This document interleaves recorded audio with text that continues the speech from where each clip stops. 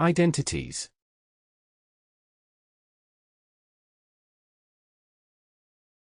In this math tutorial, you will learn 1. What is an identity in math? 2. Where does a conditional identity differ from an identity? 3. What is another name used for conditional identities? 4. What are inconsistent equations? 5. How to make the distinction between identities, conditional identities, and inconsistent equations. 6. How to solve a question in math by proof. 7. How to disprove a claim in by counter, example in math. Introduction. In tutorial 6.3, we discuss the 8 special algebraic identities. Are they true for any number you choose to insert to replace variables, or are they true only for some numbers?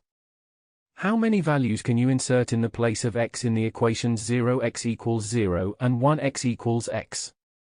What about the equation 0x equals 6? How many possible roots do they have? All these questions are explained in this tutorial, which focuses on identities as special equations. That is all for Introduction to Identities. To start this tutorial, please watch the first lesson 9.1.1 overview.